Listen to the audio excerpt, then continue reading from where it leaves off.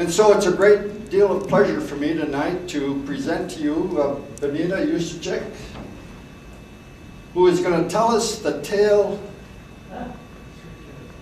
of a Grecian immigrant who came to America and also who came to Wheaton, Illinois. So let's welcome Beneta and give her a big hand. Thank you.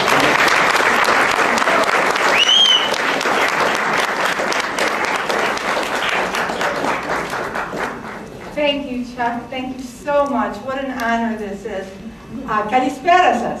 Welcome, everybody. I hope you all got a little taste of the liqueur. Kalispera. I'm so happy and so honored that you're here. And we'll begin. So, today is February 27th. And despite what you see, this is my real Illinois driver's license. And despite what you see up here written on my license, February 27th, we won't worry about the year. Today is not my birthday. And it says that on all my legal documents, but I know this because year after year, I would come, on this day, I would come running home from school and be so excited. And I would say, Mom, Dad, the teacher said at Lowell School right here in Wheaton that today, February 27th, is my birthday.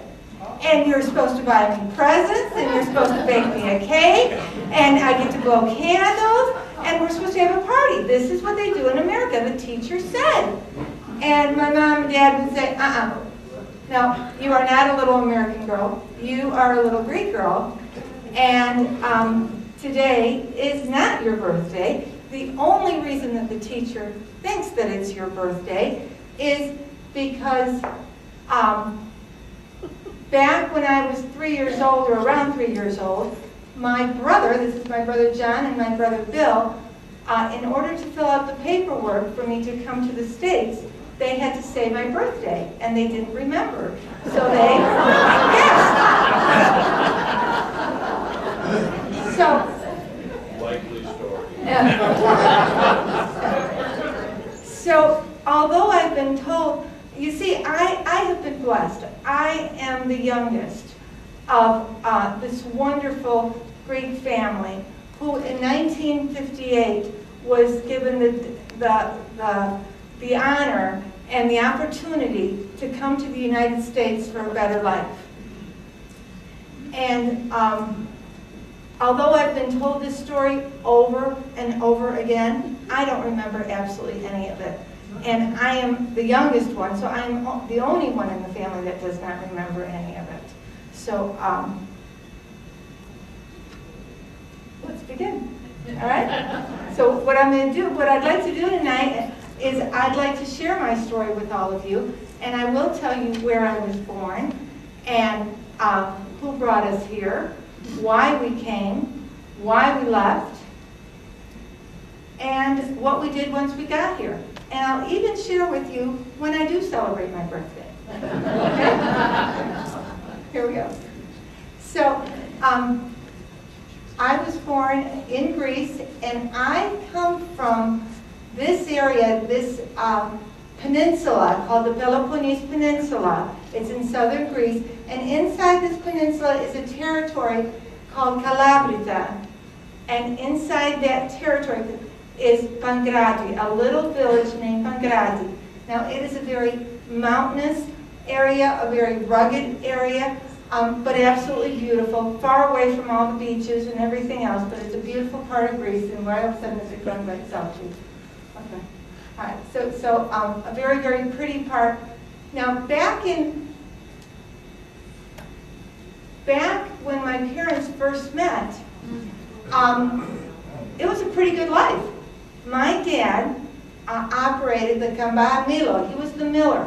And this was located in the center of all the villages in Calabria. And people would come to Kamba Milo, and they would grind their wheat. And in fact, this is how my father met my mother. He watched her saddle her mule and was quite impressed. And before long, They were married, and this is a picture. So this is actually my mom, my dad, and this is her sister Eleni, who ended up in Australia, but that's a story for another day. So what really put this part of Greece on the map was during World War II, specifically December 13th, 1943. Excuse me, wait, here we go. I'm not real good at this. All right, so in the Peloponnese area in Calabria, all males over the age of 12 were ordered to be executed by the German forces. There was a Holocaust, so it was the Calabrian Holocaust, and the males were marched to a certain area. The women were locked in a schoolhouse. The women and children were locked in a schoolhouse, and the men were gunned down. Luckily, my immediate family was hiding up in the mountains, but we did have cousins and uncles that were affected by this terrible, terrible tragedy, and I remember my family talking about it often. As if this wasn't bad enough. Now they did that. They ended up releasing the women, and the women were able to go claim the dead bodies and whatever. But also, they burned down the villages. So they also burned, the instructions from the German forces was to destroy Calabria. So I have some books over there for anybody that wants to read more into it. As if World War II wasn't bad enough.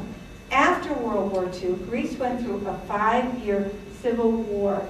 And during the Civil War, this peninsula, the fighting was extremely intense because there was only one way in or out.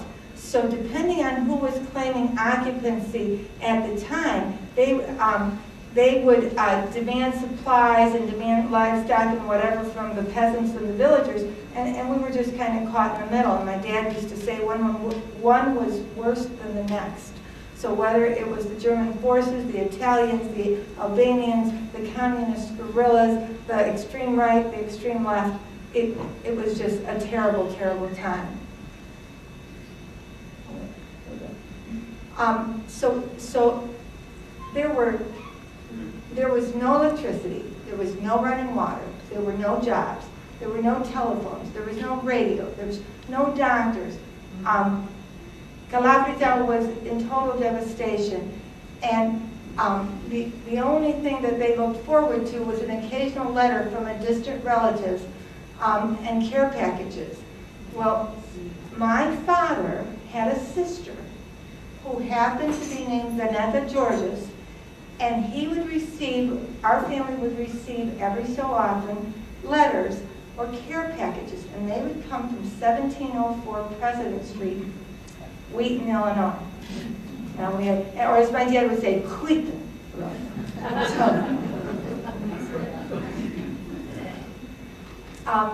These were really, really bad times.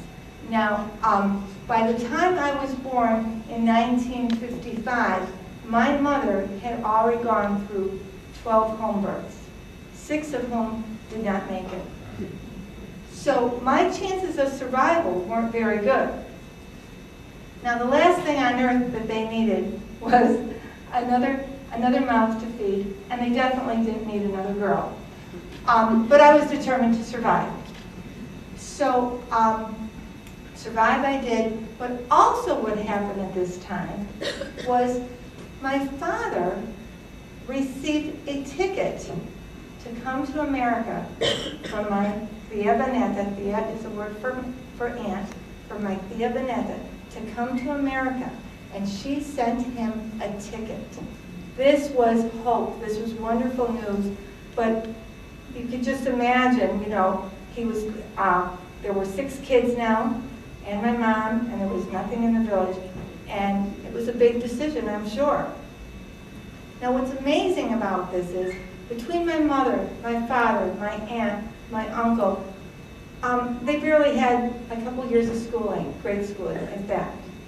You know, so to make these kind of plans, and you can imagine that the mail wasn't all that reliable. I don't know if it is today either, but you know, the communication was so difficult, and yet they made these worldly plans for him to leave his family just based on faith and what was in those letters. So he came to the United States of America, left the beautiful mountains of Benghazi, the only home that he had ever known, and put together all the paperwork. That's my dad at age 41. The night before he left, he was deeply indebted to my aunt for sending this ticket to America and this opportunity. So, and he had no way of repayment. So what happened is he made the decision to name me as her thank you gift. So I am named after my aunt, my Tia Beneta. My real name is Beneta.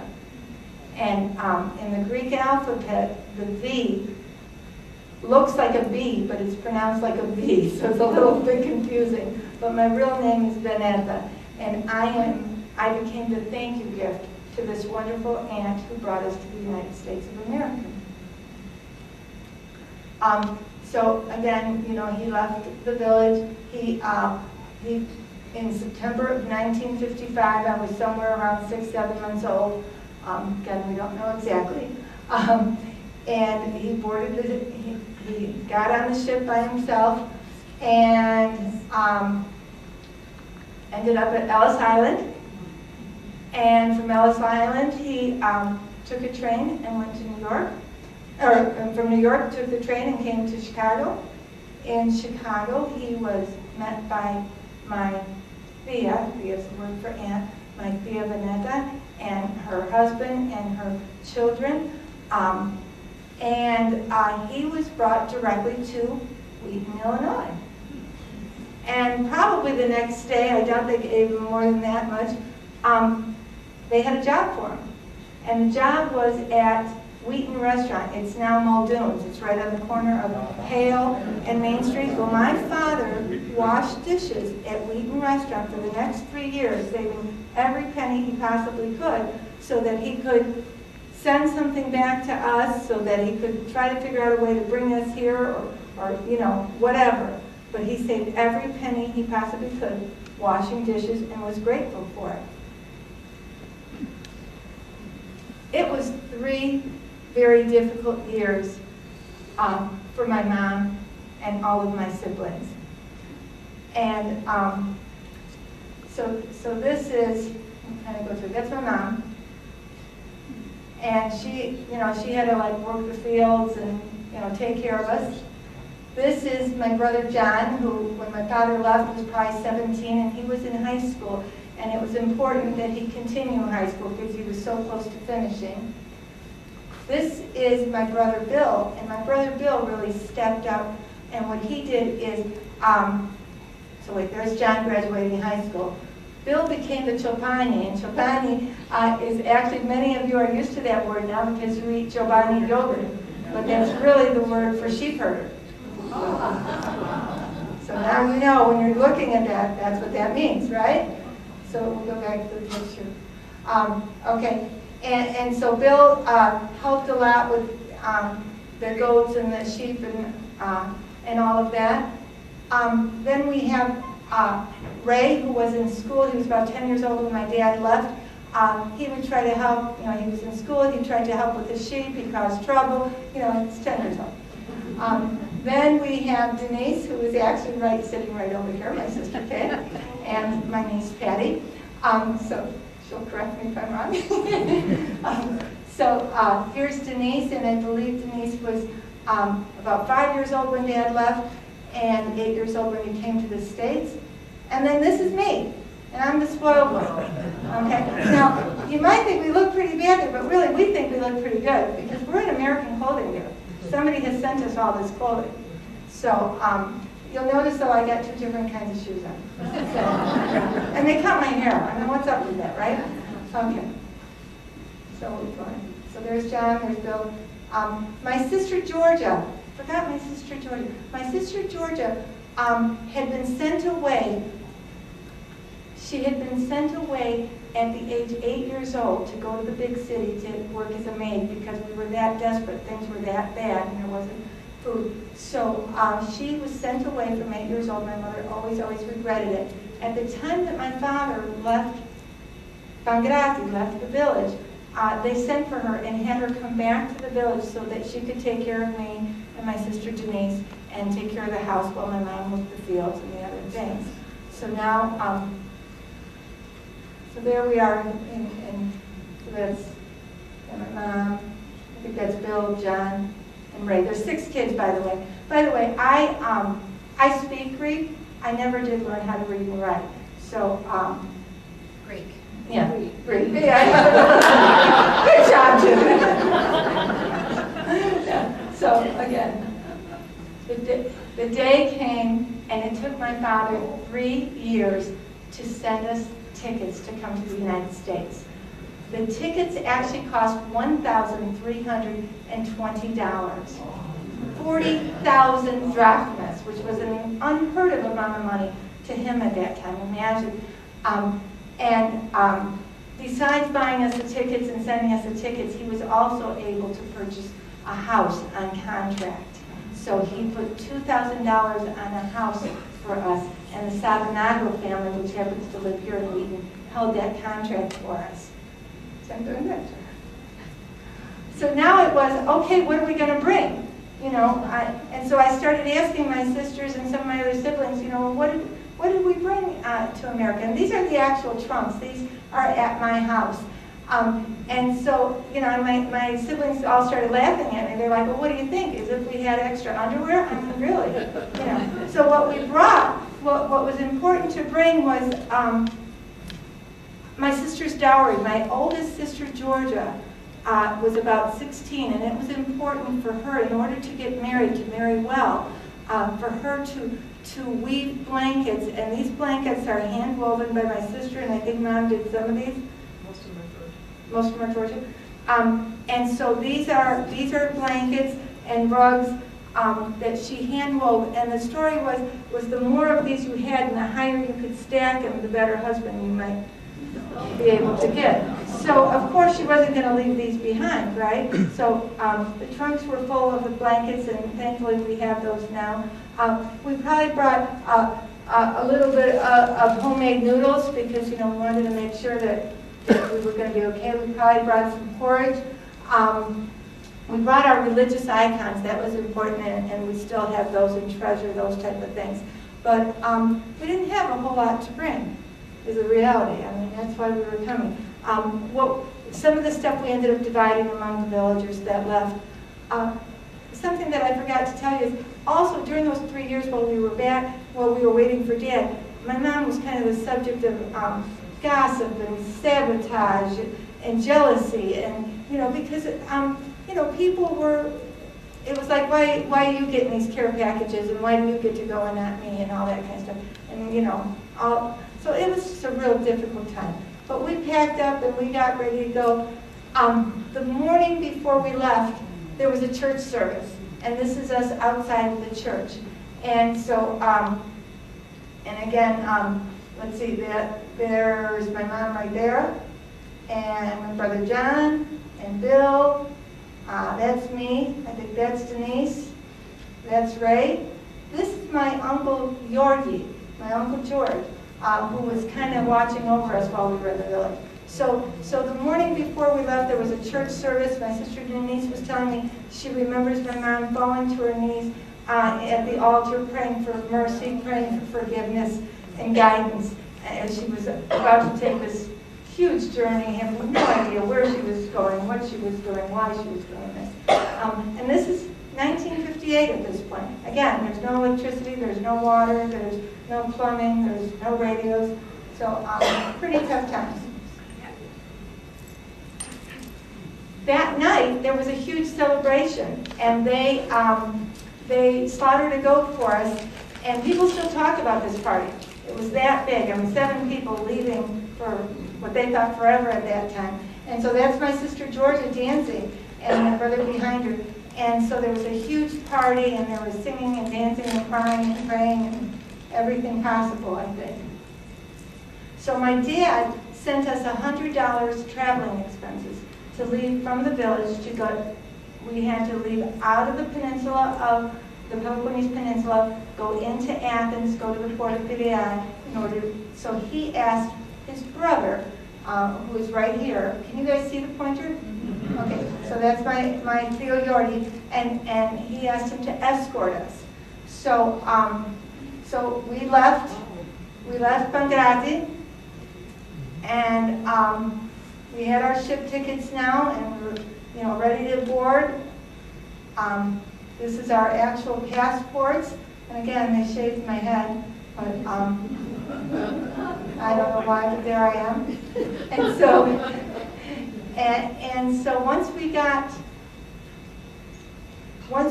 to the ship, my uncle turned to my brother, and now my brother had the $100, and he was kind of the spokesman of the family. John's the one that graduated high school, and he had even taken a little bit of English, so we thought he could speak. But so my uncle went to my brother and goes, "Okay, you are going to America, the land of opportunity. You're going to find lots of money there. Me, I'm just a poor man. I'm stuck here with this family, and I have no money and no future or anything." So my brother felt bad, and my brother gave my uncle $80 and his watch. I just found that out. So he gave him his $80 and his watch, and we, 7 of us, boarded on this ship with a total of $20. So yeah. So the ship, the voyage was 13 days long, and it was an Israeli ship. Nobody spoke Greek. Yeah. My mother and older siblings were deathly sick. They barely ever left the cabin. My brother Bill had a great time. He learned how to play shuffleboard, and he liked everything. Denise remembers going to her first birthday party, and she said she got gum and chewed it for 3 days before she figured out this isn't going away. The food looked funny to us. We saw this weird stuff that jiggled. It was called Jell-O, and it didn't look normal. And we saw ham and couldn't figure out how they cooked it, and it was still pink, and so just different little things. And again, this is only stuff that my siblings are telling me because I remember nothing.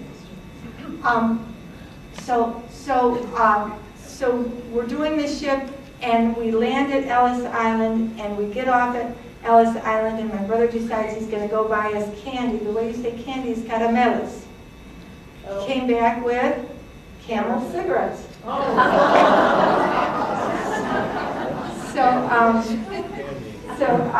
That didn't, his English, like I said, wasn't all that great. We'll go back one. So it was time to get to the train, and we were hungry. So my brother asked the taxi driver, patatas, food, and all that. And the taxi driver brought us French fries, and he took our last $20. So we didn't have any money now, but we got French fries. So they take us to the train station, and we get on the train. It's 11 o'clock at night. It's an 18-hour ride to Chicago. We have no money. The next morning we wake up, and everybody is ordering breakfast and eating and whatsoever, and we're just, I guess, sitting there looking. And that must have made a huge impression, because the family talks about how all of a sudden they're eating and we have no money and we're hungry and we're just watching this. And all of a sudden, that, I believe, is the first time we experienced the true American spirit, the real generosity of America. People realized that we were fresh off the boat, realized that we couldn't speak English and we didn't have money, and suddenly they started sending us food, and they brought us toys, and before long they found somebody to translate for us. And by the time we landed in Chicago, or got off the train in Chicago, we were happy and fed and had this wonderful experience and had that hope. So this is, okay, so let's see. This is my aunt and my uncle that live at 1704 President Street, or did live there in Wheaton. And they're the ones that were the significant people that brought us to the United States. We got to Chicago. In Chicago, we were met by my aunt and her son Tom and Alex and Connie Georges, and they drove us straight to Wheaton, Illinois. My dad had purchased a house on contract, and he was able to buy us a house. The house is still there. We don't own it anymore. But 218 South Washington Street. I know many of you volunteer at the People's Resource Center, so it's that same block. It's the other side of the block. So 218 South Washington Street is where we were raised. And my dad was so proud of this house and so proud of his new name that he actually had his name put in gold letters, kind of the way you see in a doctor's office, but he wasn't a doctor. And he put his name in gold letters on the front door of the house. So it was just very, very proud. So we came straight from the train to this house. The house was furnished. They had gathered all kinds of hand-me-downs and donations, and they'd been saving stuff, and they had beds and clothing and furniture and food, and it was just unbelievable. They also, though, had jobs for everybody.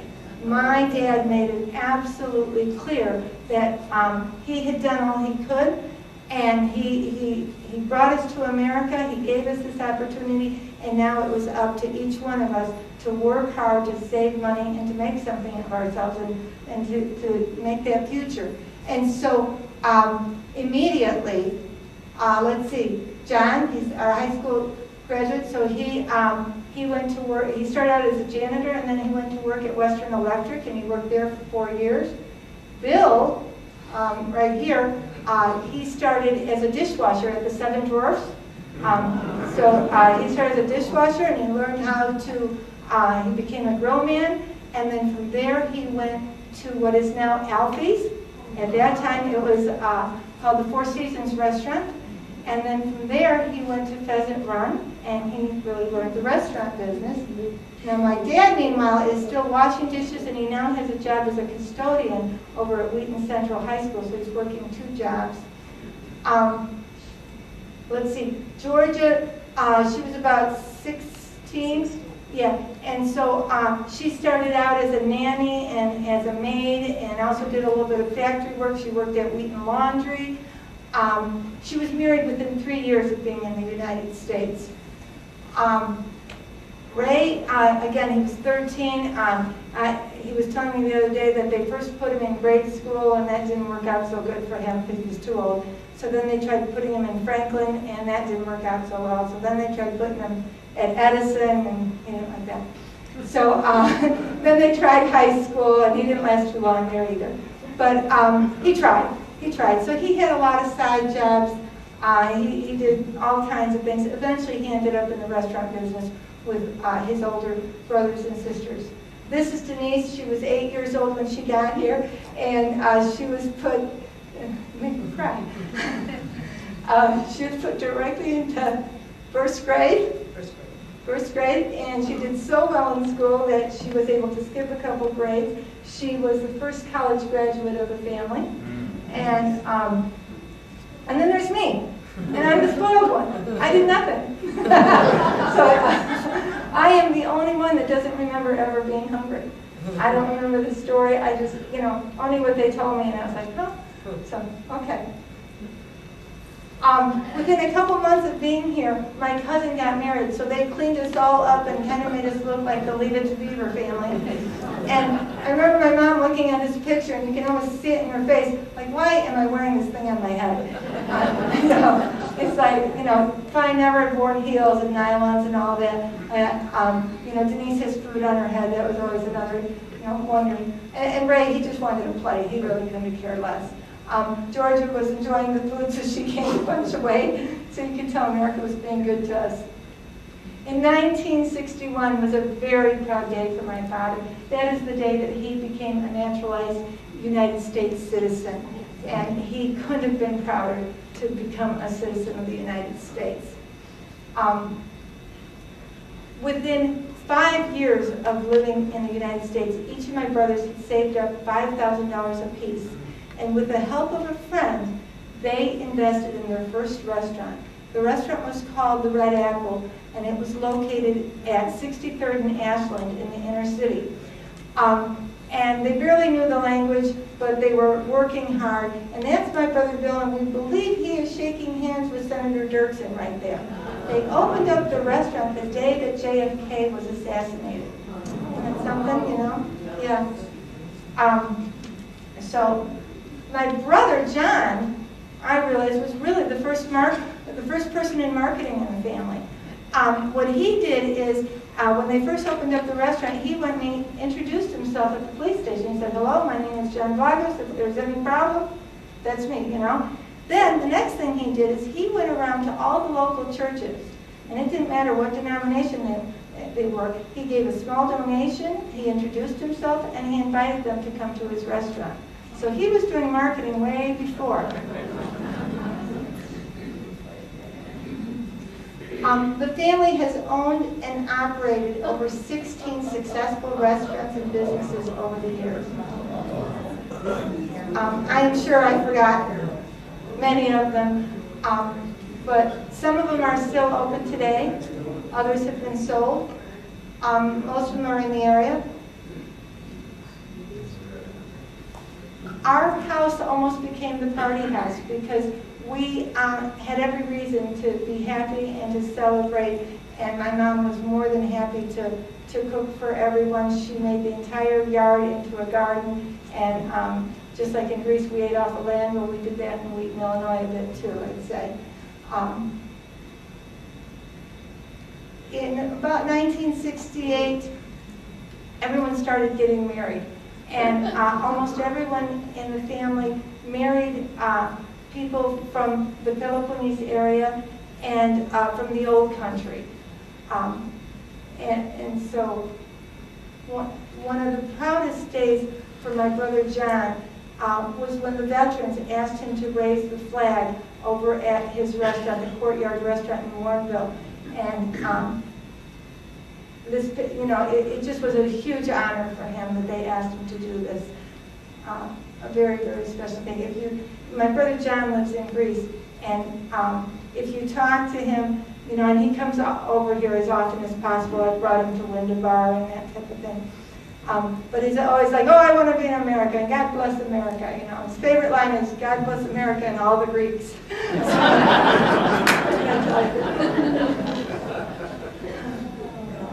Oh yes. So all of my education has been in Wheaton. I went to Lowell, and I went to Edison, and I went to Wheaton Central. Then I did go to COD, and later in life I graduated college at National Louis, which at that time was located right in Wheaton. Unlike my siblings, I hated the restaurant business. I had worked a lot in the restaurant business over the years, and I watched my family work 365 days a year, 12 to 16 hours a day, and I absolutely wanted nothing to do with it. So what I did is I married the auditor at Wheaton National Bank where I was working. He was a graduate of Wheaton College and had nothing to do with the restaurant business. So we've been married for 38 years. We have 3 wonderful children and 5 beautiful grandchildren, and I'm sure, you know. So, yeah. None of us have forgotten where we came from. The population in the village went from 1,000 down to about 100 people. All of us remember where we came from, and we all go back to the old country as often as we possibly can. This is our first family picture. This is our last family picture. And you can see America was very good to us. So let's see here.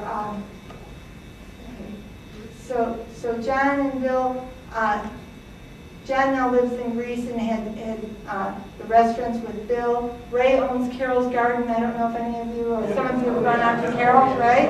Okay, so Ray, that's my brother Ray, and he owns Carol's Garden. My sister Georgia and her husband, she got married, like I told you, 3 years after she was here. She married Gus Tasoulis, who he also started at Seven Dwarfs, and he opened up a series of truck stops and eventually more restaurants, and then owned Wheaties Hot Dogs and the Lakewood and Dino's, and was very, very successful. My sister Denise married John Magnatis, and they owned several restaurants on Michigan Avenue, and again were very successful. And here I am at Wyndemere. I mean, come on. That's my mom and my dad, of course. We have 17 grandchildren. My parents were here, and I'm proud to say that they are all contributing members of society and continue to do well. There's about 28 grandchildren, great-grandchildren, and more coming. You know, and they're just, and we do like our reunions and everything as often as we can. The family continues to grow and prosper. This is Denise's daughter's wedding, so oops. Like I say, we go to the old country as often as we can.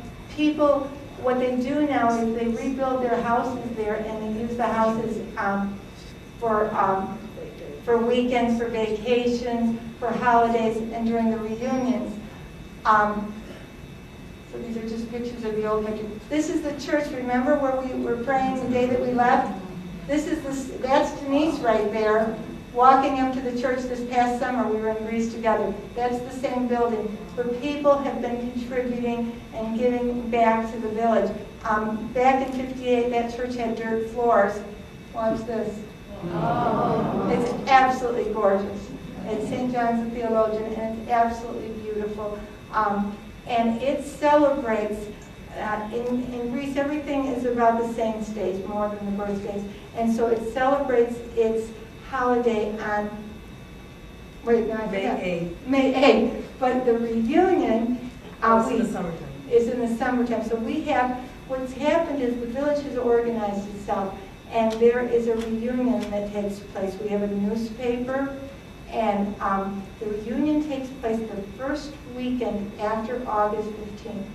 And anyone and everyone that has anything to do with this village comes back for the reunion. And during the reunion, we get over 1,000 people. And it's like fabulous. People come from all over the world, from Australia. I met my cousin from Australia there. We go from America. People come from Argentina, from Germany, from South Africa. It's a beautiful, beautiful thing. We do have a schoolhouse in the village, but we have no children. So what can I tell you? The countryside hasn't changed. We have rebuilt our house in Greece. And so this summer, I had the opportunity, this past summer, to supervise a few of the remodeling. Now this tree is very significant. This is a mulberry tree. It's called a muriat. And it is the dividing line between our property and our neighbors.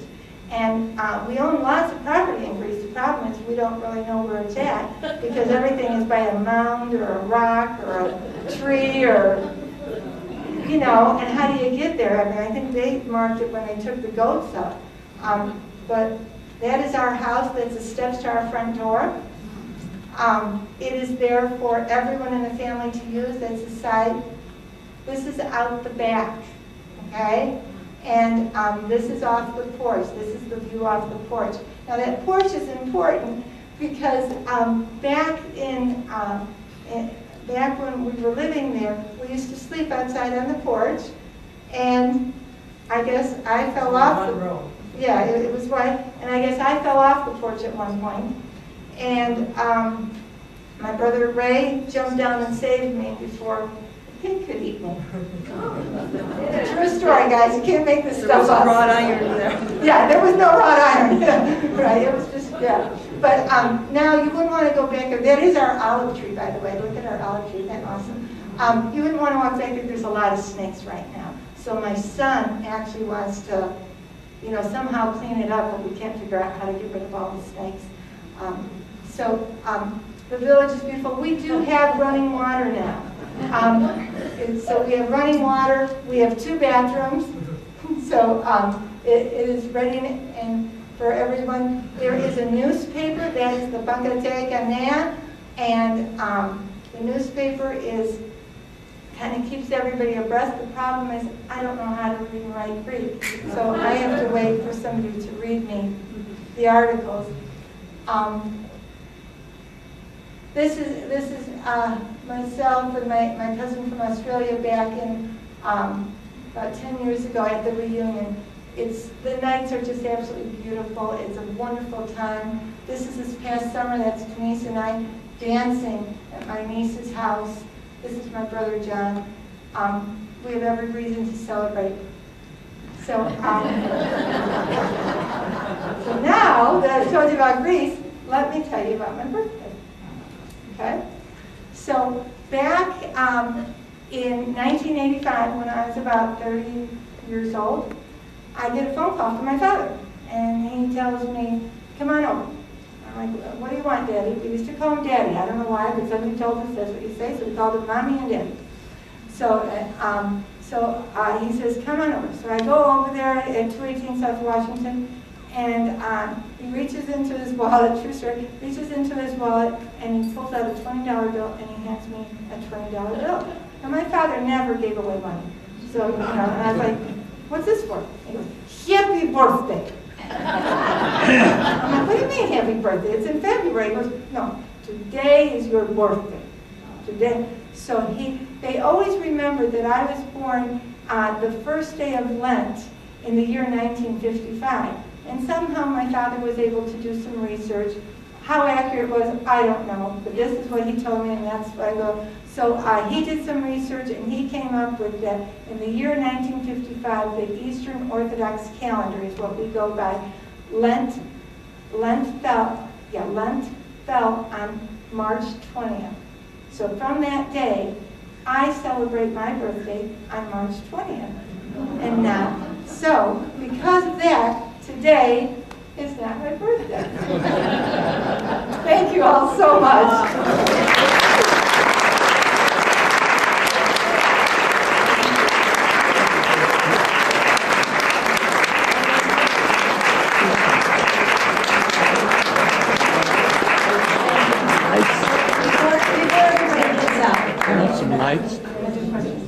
Okay, give me 2 more seconds. I want to introduce my sister Denise.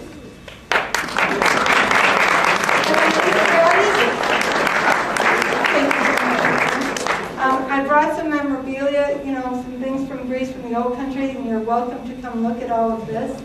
But first, I hear you guys might have some questions. So I'm happy to answer any questions. Whatever I don't know, we'll throw it to Denise. So over here. Okay. So anybody got a question? Oh, go ahead, Marion. What does it make the ouzo out of? What kind of? Well, it's from the island of Chios, that I know. It's the grapes. I don't know exactly how they ferment it, but it's from the grapes. It's like the extract from the grapes. Is it anise in there? Pardon me? Is it anise? Yes. To make it? Yes, Jane. Well, you have a wonderful family, but you start out with you have a wonderful dad who could save all that money. Absolutely. Yeah. We are forever grateful. And I know that there's things that I skipped there, and I can't tell you how grateful we are for the opportunity that my mother and father, that my aunts and uncles, what they sacrificed by bringing us to this country. We have been able to extend amazing opportunities to our children, and now we watch them give those opportunities to theirs. It's changed our life, and it's the real American dream, and we're so proud of it. Another question? Anita, Yes, sir. the home back in Greece, does anyone live there year-round? No, No. No. Just for visits? it's just for visits. My brother also has a house there, and so he goes there more often than He anybody lives else. in Yeah, he lives in Athens, but he also has a second house in the village.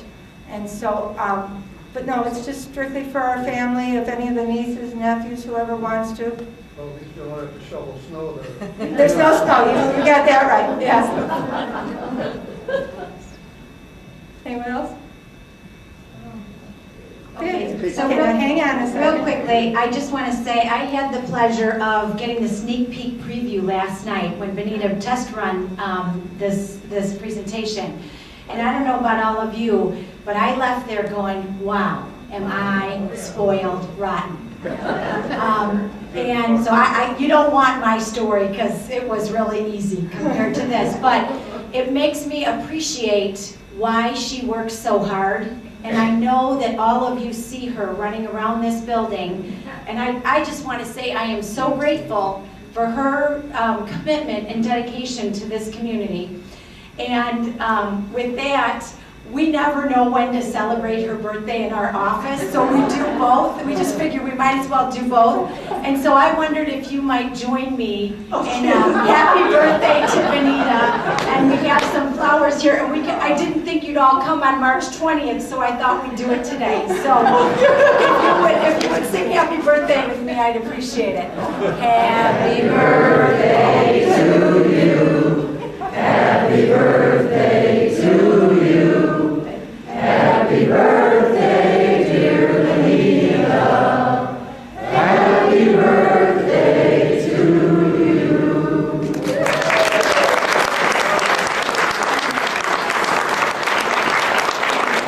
Again, what an honor this is. I'm so grateful to have this wonderful job, to have all these wonderful friends. I mean, Denise, this is really my extended family. This is beautiful. Isn't it beautiful? It's just unbelievable. Tell them about the treats.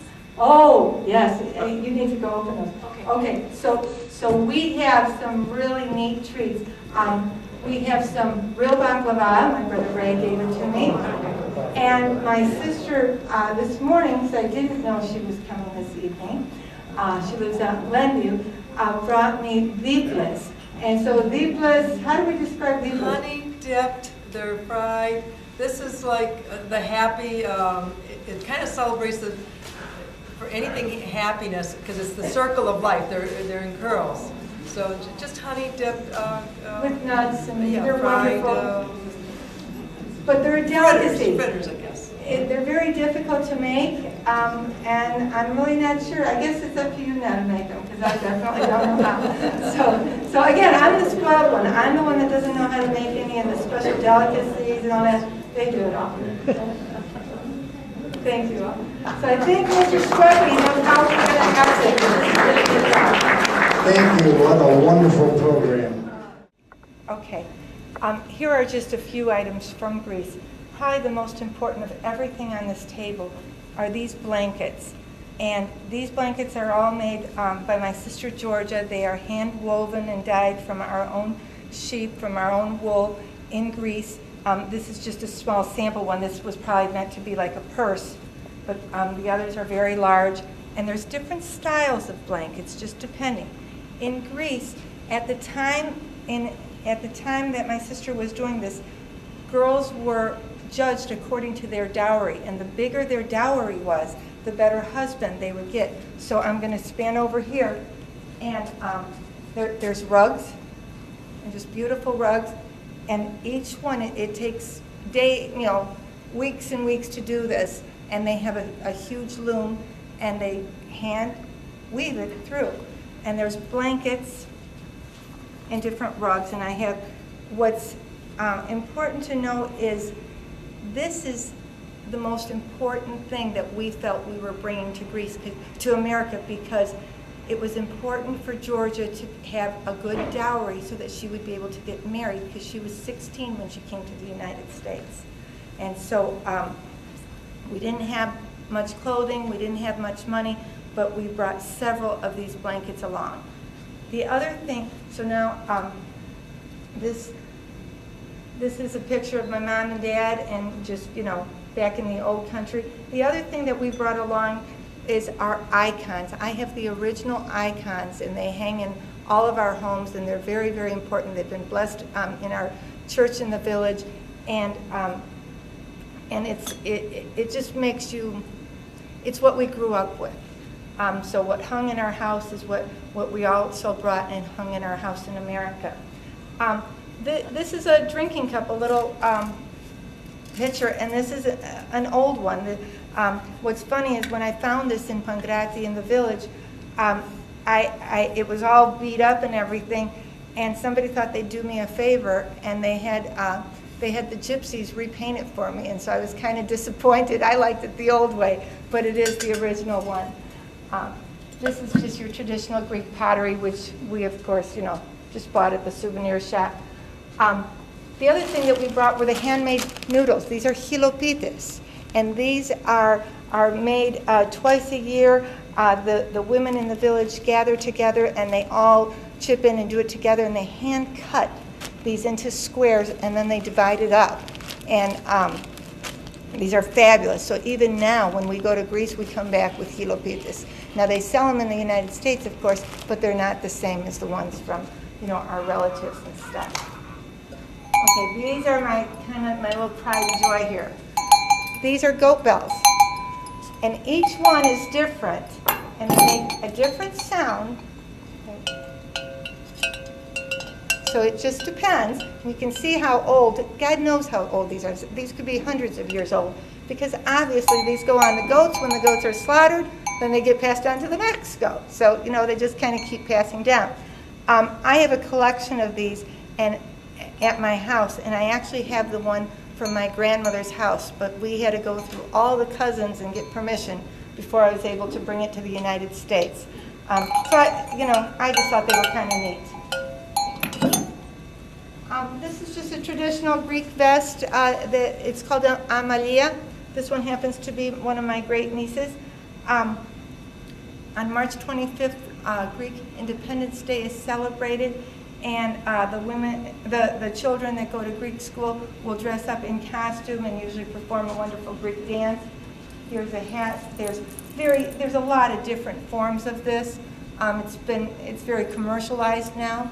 In our village, we have a certain scarf that our village wears, and each village has a little bit of a different color. But this is more just the traditional Greek one. This is a koboloi, or worry beads. And worry beads are, you'll see these if you go to Greece. The men have these in their pocket, and instead we play with our keys, but they have games with these, and they just play with the beads, and it keeps them busy, and you'll see judges and doctors and everybody else, and they have their worry beads. So I have a good friend that's a psychologist, and I showed her these, and she's like, oh, I need these in my office. So I bought her worry beads. So this is called a koboloi. And kobolois, this is more for display. Nobody's going to carry that around. But these are the kind of people would really carry around. This is the real picture, and it's individual pieces of wood. Now there's copies of this, but this is the real one. And when you put water in this, it will not leak. It is unbelievable. It looks like it will, but it will not leak. And I had to beg other villagers for this. So this is one of my little pride and joys. The other thing, we're going to go kind of over here as far as just some important things.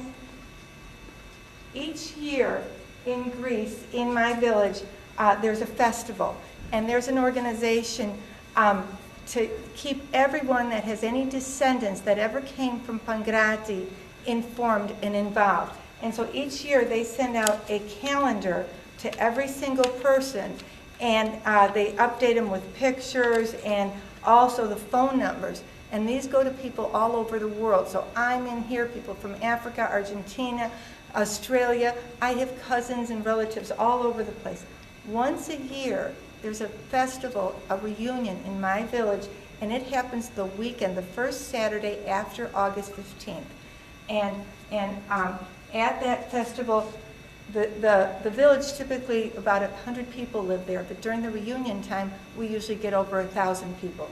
My brother was one of the significant ones, my brother John, that started this, and it's his wife Nikki. My brother John lives in Greece. But it doesn't cost anything, it's just all about participation. There is a newspaper, we have the Pankrateka Nea, and they will be happy to send it to you in the United States. The problem is I do not know how to read and write Greek, so I can struggle through it, but I really need somebody to read it to me. As far as the history of what happened in Calabria and the Holocaust, there's all kinds of books and stuff in there. The book Eleni gives a real good description of what happened at that time in 1940.